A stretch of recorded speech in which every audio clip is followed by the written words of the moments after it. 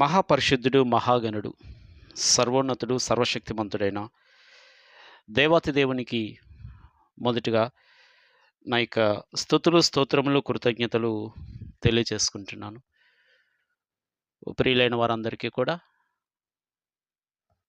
మన ప్రభువును, రక్షకునైన యేసుక్రీస్తు నామములో నా యొక్క వందనములు తెలియజేసుకుంటున్నాను. దేవాతి దేవుడు మరొక అవకాశం ఇచ్చి ఉన్నాడు.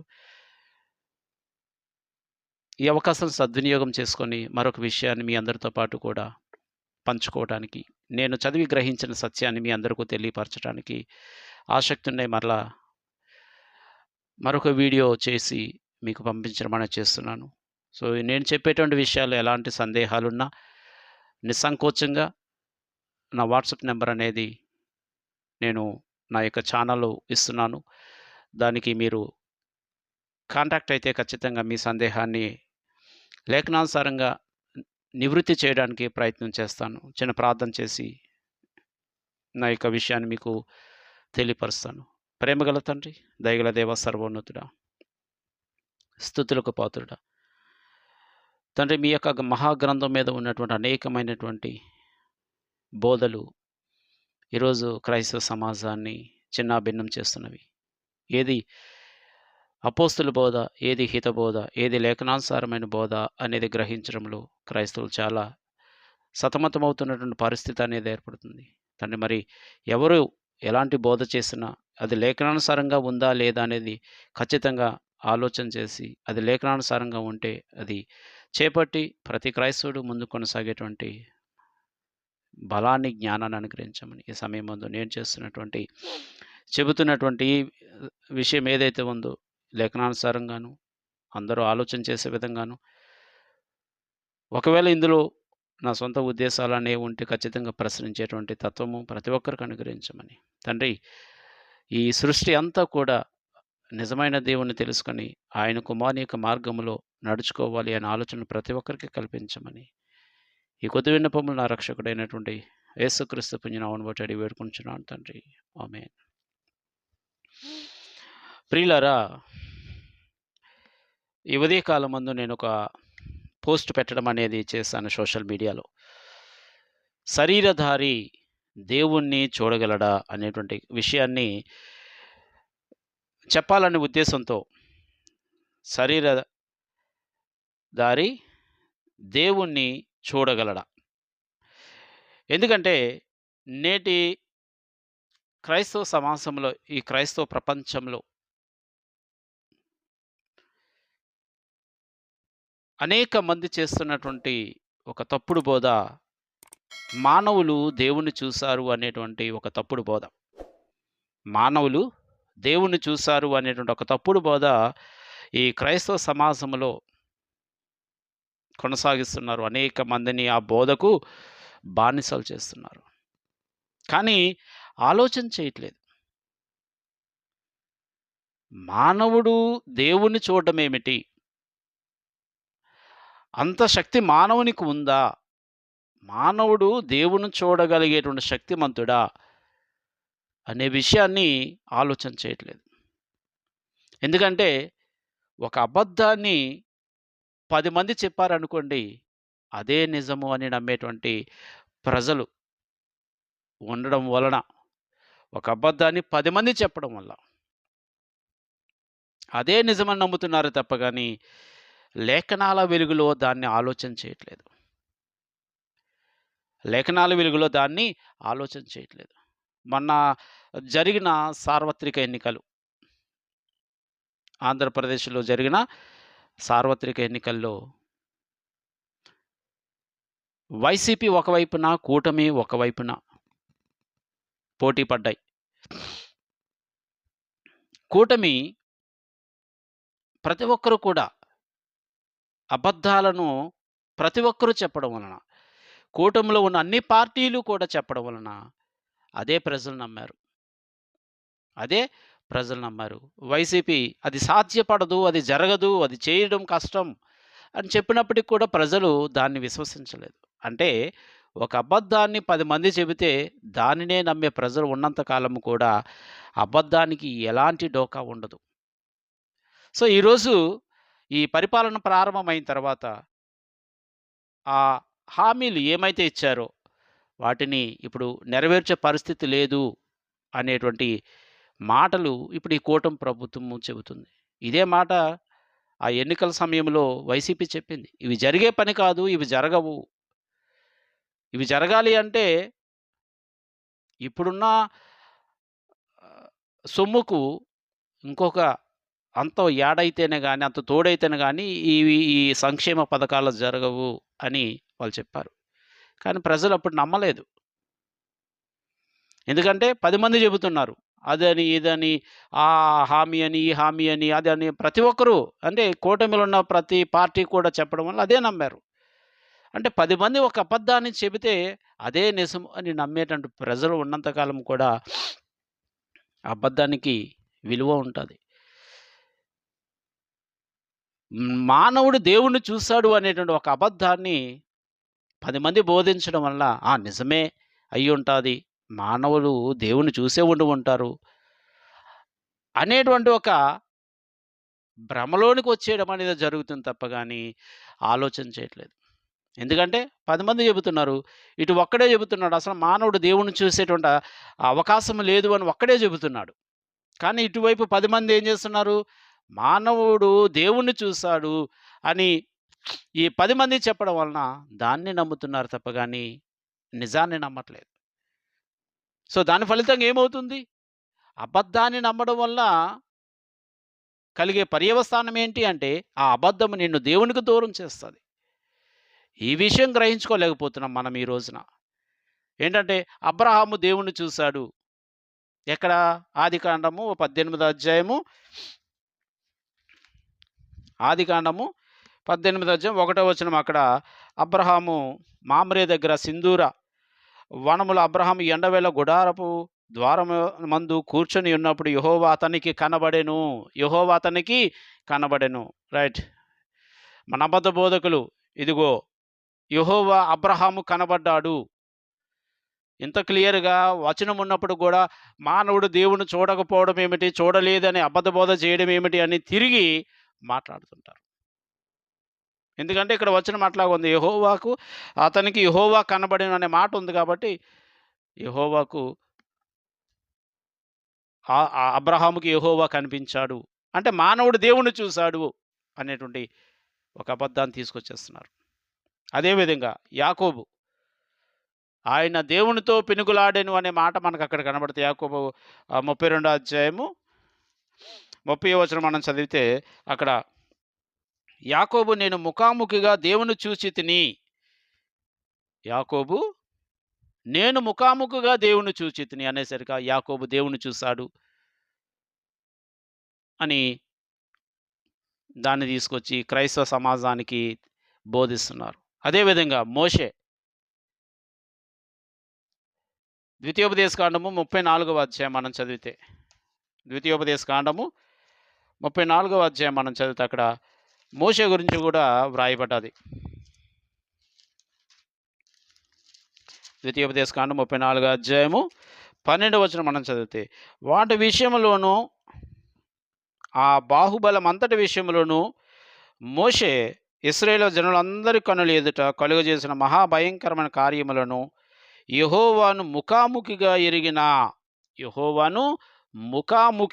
ఎరిగిన మోషే వంటి ఇంకొక ప్రవక్త ఇశ్రాయేలీయులలో ఇది వరకు పుట్టలేదు. యెహోవాను ముఖాముఖిగా ఎరిగిన అంటే మోషే కూడా దేవుని చూశాడు, అబ్రహాము దేవుని చూశాడు, యాకోబు దేవుని చూశాడు. ఇక అపోస్తులు తోమ అంటాడు కదా, నా దేవా నా ప్రభువా. యోహాను సువార్త 20 అధ్యాయం 20వ వచనం అంటాడు కదా, నా దేవా నా ప్రభువా అనేటువంటి మాట ఏదైతే ఉందో, సో ఇంకా అపోస్తులు దేవుణ్ణి చూశారు.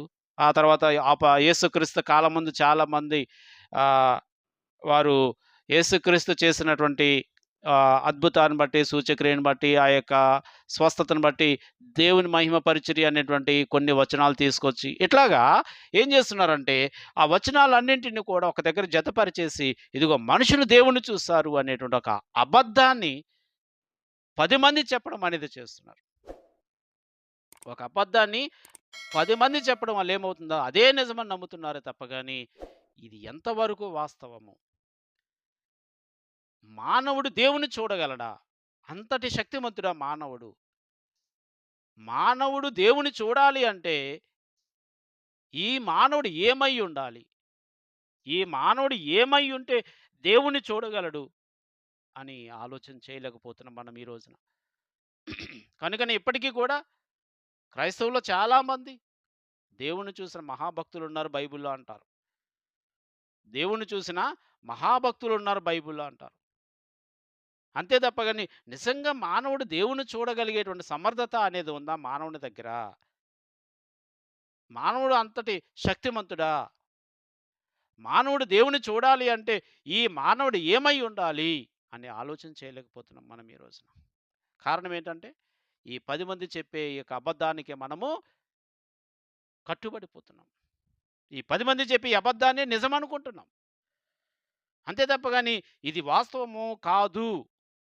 మానవుడు దేవుణ్ణి చూడటం ఏంటి? అసలు మానవుడు దేవుణ్ణి చూసేటువంటి పరిస్థితి ఉందా? అని ఆలోచన చేయలేకపోతున్నాం. అని ఆలోచన చేయలేకపోతున్నాం.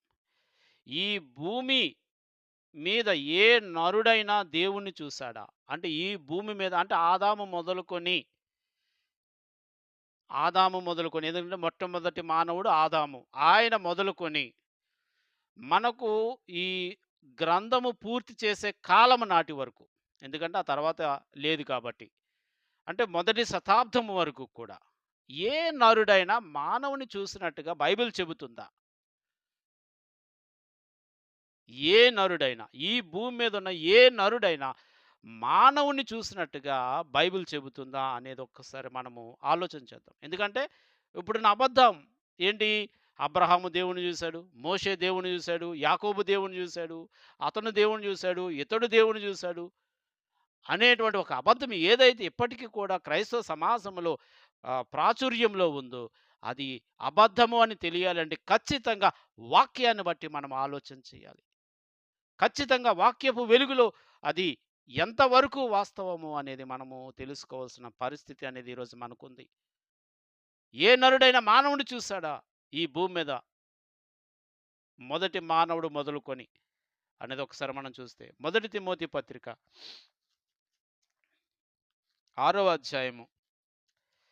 మొదటి తిమోతి పత్రిక 6వ అధ్యాయం మనము చదివితే 16వ వచనం అక్కడ పౌలు గారు తిమోతికి తెలియచేస్తూ చెప్పిన మాట. సమీపింపరాని తేజస్సులో ఆయన మాత్రమే వసించుచు అమరత్వం గలవాడయ్యున్నాడు. సమీపింపరాని తేజస్సులో ఆయన మాత్రమే వసించుచు అమరత్వం గలవాడయ్యున్నాడు. మనుషులలో ఎవడును ఆయనను చూడలేదు. పాయింట్ మనం గుర్తుపెట్టుకోవాలి. మనుషులలో అంటే మనుషులు అంటే ఎవరు? కేవలము అప్పటి నరులను ఉద్దేశిస్తూ పౌలు గారు చెప్పట్లేదు. అప్పటి నరులను ఉద్దేశిస్తూ లేకపోతే అప్పటి మనుషులను ఉద్దేశిస్తూ లేదంటే మొదటి శతాబ్దపు మనుషులను ఉద్దేశిస్తూ పౌలు గారు తిమోతికి చెప్పట్లేదు. ఏమని? మనుషులలో ఎవడునూ ఆయనను చూడలేదు, ఎవడునూ చూడనేరడు. ఎవడునూ చూడనేరడు. కారణము సమీపింపరాని తేజస్సులో ఆయన ఉన్నాడు. అమరత్వం గలవాడు. అంటే ఆయనేదో మన ఊరి పక్కన ఉన్నటువంటి గ్రామంలో కాదు. లేదా మన ఇంటి పక్కనో గాదు. ఆయనెక్కడున్నాడు? పరలోకంలో ఉన్నాడాయన. పరలోకంలో ఉన్నటువంటి ఆయనను భూమి మీద ఉన్న మానవుడు చూసేటువంటి పరిస్థితి లేదు అనేటువంటి విషయాన్ని ఇక్కడ పౌలు గారు తిమోతికి తెలియజేస్తూ చెబుతున్నారు. కానీ మన ఈ అబద్ధ బోధకుడు ఏం చెప్తున్నాడంటే, ఇదిగో అబ్రహాము దగ్గరికి యెహోవా వచ్చేసాడు. ఇదిగో యాకోబు దగ్గరికి యెహోవా వచ్చేసాడు. ఇదిగో మోషే దగ్గరకు యెహోవా వచ్చేసాడు అని పాత నిబంధనలోని వచనాలు తీసుకొచ్చి వాటి యొక్క ఉద్దేశాన్ని, వాటి భావాలను అసలు వాటిని ఏ విధంగా మనము విశ్లేషణ చేయాలి అనేది చేయకుండా నోటికొచ్చిన బోధల్లా చేసుకుంటూ పోతున్నాడు. పాత నిబంధన కొనసాగింపు అనేది క్రొత్త నిబంధన. అంటే పాత నిబంధనలో జరిగిన విషయాలను క్రొత్త నిబంధన పూర్తి చేసింది. పాత నిబంధనలో అబ్రహాము దేవుణ్ణి చూసాడా లేదా? యాకోబు దేవుణ్ణి చూసాడా లేదా? లేకపోతే మోషే దేవుణ్ణి చూసాడా లేదా? అనేది క్రొత్త నిబంధన తేటతెల్లం చేస్తది. అదే అంటున్నాడు, మనుషులలో ఎవడును ఆయనను చూడలేదు, ఎవడునూ చూడనేరడు అనేటువంటి విషయాన్ని ఇక్కడ పౌలు గారు చెప్పారంటే, ఆదాము కాదు కదా! అబ్రహాము కాదు కదా! యాకోబు కాదు కదా! మోషే కాదు కదా! ఏ మానవుడు కూడా దేవుణ్ణి చూడలేదు అనే విషయం మనకు అర్థం కావాలి. పోనీ ఒక్క చోటే చెప్పబడ్డదా? పౌలు మాత్రమే చెప్పాడా అంటే లేదే. ఇంకా అపోస్తులు యోహాను గారు చెప్తారు కదా! మొదటి యోహాను పత్రిక 4వ అధ్యాయం. మొదటి యోహాను పత్రిక 4వ అధ్యాయం మనం చదివితే అక్కడ ఆయన మాట్లాడుతూ చెప్పిన మాట. మొదటి యోహాను పత్రిక 4వ అధ్యాయం మనం చూస్తే అక్కడ ఆయన ఏం చెప్పాడు? 4వ అధ్యాయము 12వ వచనం. ఏ మానవుడును దేవుని ఎప్పుడూ చూచి ఉండలేదు. ఏ మానవుడును అన్నాడు. అంటే ఆదాము మొదలుకొని ఎప్పుడును అంటే అన్ని యుగాలలో ఉన్నటువంటి ఏ మానవుడైనా సరే, పితరుల యుగమా, మోషే యుగమా, క్రీస్తు యుగమా అనేది కాకుండా ఏ యుగములోనైనా సరే ఏ మానవుడును ఎప్పుడును అంటే అందరికీ కూడా అది వర్తిస్తది. దేవుణ్ణి చూడలేదు అని చాలా క్లియర్‌గా యోహాను గారు తన యోహాను పత్రిక మొదటి పత్రిక 4వ అధ్యాయం 12వ వచనం చాలా క్లియర్‌గా మాట్లాడుతున్నాయి. ఏ మానవుడు దేవుణ్ణి చూడలేదు. యోహాను సువార్త 1వ అధ్యాయము 18వ వచనంలో కదా! ఏ మానవుడు ఎన్నడును దేవుణ్ణి చూడలేదు అనే విషయాన్ని అక్కడ కూడా మనకు యోహాను గారు తెలియజేస్తారు. అంటే భూమి మీద ఉన్న ఏ నరుడైనా దేవుణ్ణి చూసాడా అనేది మనము ప్రశ్నించుకుంటే దానికి సమాధానము ఏ మానవుడు కూడా దేవుణ్ణి చూడలేదు అని ఖచ్చితంగా మనకున్నటువంటి వచనాలను ఆధారం చేసుకొని మనం ఖచ్చితంగా చెప్పొచ్చు. మరి వీళ్ళు చేస్తున్న ఈ అబద్ధ బోధన ఎట్లా మనం ఖండించాలి? ఇది అబద్ధ బోధన ఎట్లా మనము వారిని నిలువరించాలి అంటే గ్రంథం మన దగ్గర ఉండాలి. గ్రంథాన్ని మనం చదవడం తెలియాలి. ఎలా విభజన చేయాలో మనకు తెలియాలి. సత్యవాక్యమును సరిగా విభజించడం అనేది మనకు తెలిస్తే అలాంటి అబద్ధ బోధన మనము నిలువరింపజేయగలము. అపో నిర్గమాకాండము 33 అధ్యాయం మనం చదివితే అక్కడ మోషే గారు తెలియజేస్తూ ఒక మాట అంటారు. నిర్గమాకాండము 33 అధ్యాయము 20వ వచనం మనం చదివితే, మరియు ఆయన నీవు నా ముఖము చూడజాలవు, ఏ నరుడును నన్ను చూచి బ్రతుకడనెను. మరియు నీవు నా ముఖము చూడజాలవు, ఏ నరుడును నన్ను చూచి బ్రతుకజాలడు అనేటువంటి మాట అక్కడ దేవుడు మోషేకి తెలియజేస్తున్నాడు. కారణం ఏంటి? ఎందుకు మానవుడు దేవుణ్ణి చూడలేడు? కారణం ఏంటి అంటే మానవుడు ధరించుకున్నది పాప శరీరము అనే విషయం గుర్తుపెట్టుకోవాలి. పాప శరీరముతో ఉన్న మానవుడు దేవుని చూసేటువంటి అర్హత లేనటువంటి వాడు. అంటే క్షయ శరీరం కలిగి ఉన్నటువంటి మానవుడు అక్షయ శరీరం కలిగి ఉన్న దేవుని చూడగలడా? ఇది సాధ్యపడుతుందా? అక్షయ శరీరం కలిగి ఉన్న దేవుడు క్షయ శరీరం కలిగి ఉన్న మానవునికి కనబడతాడా? ఇది సాధ్యపడేటువంటి విషయమేనా? అలాగనుకుంటే యేసుక్రీస్తు దేవుని చూసాడా? ఆయన భూమి మీద ఉన్నప్పుడు. ఆయన ఎక్కడైనా చెప్పాడా? ఇదిగో దేవుడు నాకు దర్శనమిచ్చాడు, దేవుడిని నేను చూశాను అనేటువంటి విషయాన్ని యేసుక్రీస్తు వారు ఎక్కడైనా చెప్పారా? యేసుక్రీస్తు వారు ధరించుకున్నది కూడా క్షయ శరీరం కాబట్టి, పాప శరీరం కాబట్టి, ఈ పాప శరీరం ధరించుకున్న మానవునికి దేవుడికి కనిపించడు. ఈ విషయం ఈ అబద్ధ బోధకులకు అర్థం కావట్లేదు. ఈ పాప శరీరం ధరించుకున్న ఈ మానవునికి దేవుడు కనిపించడం అంటే అది అవాస్తవం, అబద్ధం. ఎందుకంటే ఆయన కూడా పాప శరీరం ధరించుకున్నాడు అనేటువంటి విషయాన్ని ఈ అబద్ధ బోధకుడు చెప్పకనే చెబుతున్నాడు. ఎట్లాగా? ఇదిగో అబ్రహాముకు దేవుడు కనిపించాడు. అబ్రహాము శరీరం ఎలాంటిది? పాప శరీరము. అబ్రహాము దేవుడు కనిపించాడంటే మరి అక్కడ ఆయన కూడా ఏ శరీరం ధరించుకున్నాడు? పాప శరీరం ధరించుకున్నాడా? అది ఒప్పుకుంటాడా ఈ అబద్ధ బోధకుడు? అబ్బబ్బే! కాదు కాదు, ఆయన పాప శరీరం ధరించుకోలేదని చెబుతాడా? మరి పాప శరీరం ధరించుకోలేనటువంటి ఆ యెహోవా పాప శరీరం ధరించుకున్న యాకోబుకి గాని, యోహాన్ గాని, లేదు అబ్రహాముకి గాని, మోషేకి గాని ఎట్లా కనిపిస్తాడు? అంటే ఆలోచన, సత్యవాక్యమును సరిగా విభజించేటువంటి ఆలోచన అనేది లేకపోతే ఈ అబద్ధాలనేవి ఇలా చెప్పుకుంటూనే పోతుంటారు. అంటే ఏ మానవుడు దేవుని చూడలేదు అనే విషయాన్ని మనకు క్రొత్త నిబంధన తేటతెల్లం చేసింది. ఏ మానవుడు కూడా అంటే భూమి మీద పుట్టిన ఏ మానవుడు కూడా దేవుణ్ణి చూడలేదు అనేటువంటి విషయాన్ని చాలా తేటతెల్లంగా క్రొత్త నిబంధన చెప్పింది. కాబట్టి ప్రియులారా, దేవుడు మానవునికి కనిపించాడు, మానవుని చూశాడు అనేటువంటి ఈ తప్పుడు బోధ ఏదైతే ఉందో ఇది పూర్తిగా వాక్య విరుద్ధమైనది. దీని కొనసాగింపు నా యొక్క రెండో వీడియోలో నేను తెలియజేస్తాను. ఎందుకంటే లెంత్ ఎక్కువైతే మరలా వినడానికి ఇబ్బందికరంగా ఉంటది గాబట్టి, మర మరొక విషయాన్ని అంటే దీని కొనసాగింపు అనేది మరలా నా యొక్క రెండో వీడియోలో నేను మీకు వివరంగా తెలియపరచడానికి నేను ప్రయత్నం చేస్తాను. ఈ మాటలు విన్న మీ అందరికీ కూడా నా యొక్క వందనములు. చిన్న ప్రార్థన. మహాపరిశుద్ధుడు, మహాగణుడు, సర్వోన్నతుడు, సర్వశక్తిమంతుడు అయిన తండ్రి దేవా స్తోత్రం. తండ్రి మరి మీరిచ్చిన అవకాశాన్ని తండ్రి సద్వినియోగం చేసుకొని, ఒక విషయాన్ని తండ్రి మరలా నా ప్రియులందరికీ కూడా తెలియపరచడానికి నేను చేస్తున్న ఈ ప్రయత్నంలో తండ్రి నాకు ఎంతగానో జ్ఞానమును, బలాన్ని, శక్తిని ఇస్తున్నారు. ఇలాంటివి అనేక విషయాలను తండ్రి ప్రియులందరికీ తెలియపరిచి, సత్యం వైపు నడిపించే జ్ఞానము, శక్తి నాకు అనుగ్రహించమని తండ్రి నిజమైన దేవుడిని తెలుసుకొని మీ కుమారుని యొక్క మార్గంలో నడిచే విధంగా ప్రతి ఒక్కరిని కూడా మీరు ప్రేరేపించమని మీ కుమారుడైన యేసుక్రీస్తు నా తండ్రి ఆకర్షిస్తేనే గాని ఎవడును నా యొద్దకు రాడు అని ఏదైతే చెప్పారో తండ్రి, ఖచ్చితంగా మీరు అటు వారిని ప్రేరేపిస్తేనే వారు తండ్రి మీ కుమారుని యొద్దకు రాగలరు. తండ్రి మరి అటువంటి మీ కుమారుని మార్గం నడిచే శక్తి ప్రతి ఒక్కరికి అనుగ్రహించమని కొద్ది విన్నపములు నా రక్షకుడైనటువంటి యేసుక్రీస్తు పుణ్యనామమున అడిగి వేడుకొనుచున్నాను తండ్రి. ఆమేన్. అందరికీ కూడా నా యొక్క వందనములు.